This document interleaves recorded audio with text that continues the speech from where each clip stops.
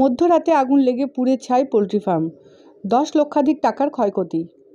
উত্তর চব্বিশ পরগনার হেলাঞ্চা গ্রাম পঞ্চায়েতের রবীন্দ্র মণ্ডলের পোলট্রি ফার্মে গতকাল মধ্যরাতে হঠাৎ করেই আগুন দেখতে পায় স্থানীয়রা। তড়িঘড়ি আগুন নেভানোর চেষ্টা করেন, কিন্তু মুহূর্তের মধ্যেই আগুনের গ্রাসে চলে যায় পুরো পোলট্রি ফার্ম। পুড়ে ছাই হয়ে গিয়েছে 1300 পোলট্রি, একটি মোটর বাইক, মোটর সহ অন্যান্য প্রয়োজনীয় জিনিস। সকালে ভস্মীভূত পোলট্রি ফার্ম পরিদর্শনে আসেন গ্রাম পঞ্চায়েতের বিজেপি উপপ্রধান স্বপন হাওলাদার ও বাগদা পূর্ব ব্লক তৃণমূল কংগ্রেসের সভাপতি পরিতোষ কুমার সাহা।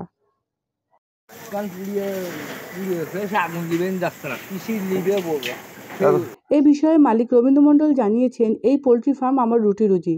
গতকাল রাত 2টো নাগাদ হঠাৎ করেই পোলট্রি ফার্মে আগুন দেখতে পাই। প্রতিবেশীরা আগুন নেভানোর চেষ্টা করলেও নিয়ন্ত্রণে আসেনি। প্রায় 10 লক্ষ টাকার অধিক ক্ষতি বলে দাবি করেছেন তিনি। কখন আপনি দেখতে পান এই আগুন?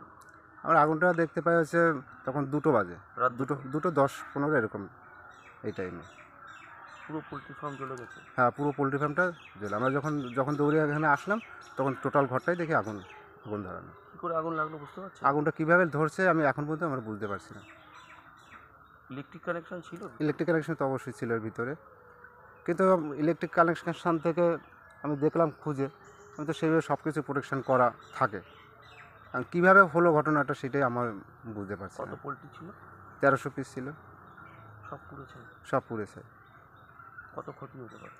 ক্ষতি ধরেন আমার আনুষঙ্গিক ঘর দিয়ে পোলট্রি দিয়ে 10 লাখ টাকার উপরেই ধরা চল। 4 লাখ টাকা ধরেন আপনার পোলট্রি যা আছে তা এখনকার বাজারে তার দামই 4 লাখ টাকা দাম আছে। বাইক পুড়ে গেছে? হ্যাঁ, একটা বাইক পুড়ে গেছে।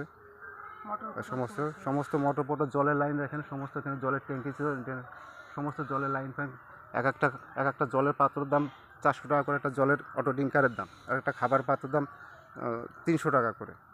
সব পুরো সমস্ত সরঞ্জাম একদম পুরো শেষ কিছু। আমার সারাদিনের রুজি রোজগার আমার এইখানে সারাদিন, সকাল থেকে সারাদিন থাকি, রাত্রেবেলা একটু বাড়ি থেকে একটু ঘুমাই, কারণ সব আমার সমস্ত কিছু শেষ হয়ে গেল। এখন চাইছি আমি এখন রুজি রোজগার কীভাবে কী করবো আমি সেইটাই আমার চিন্তা ভাবনা সবার কাছে।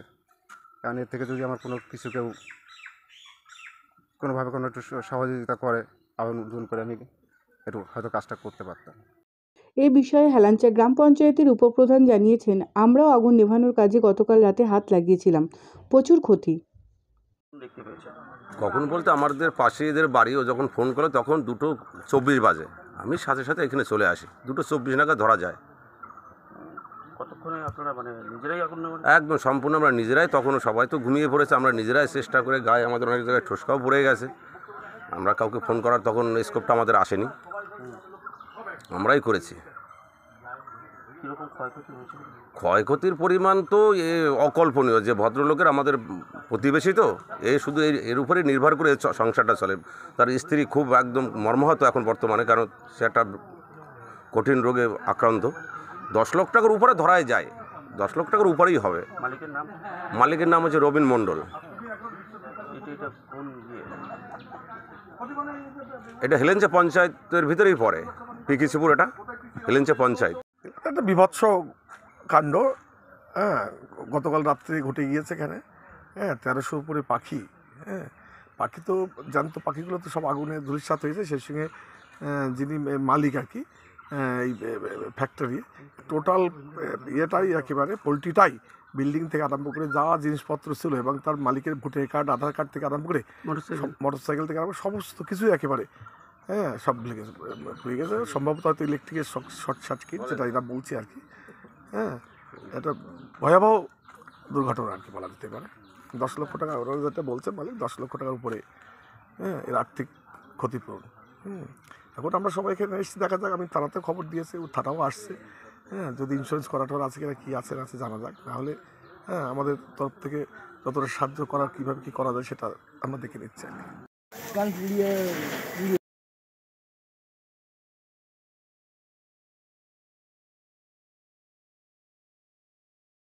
কৃষাণু ঘোষ দস্তিদারের রিপোর্ট, এক্সট্রা নিউজ, বনগাঁ।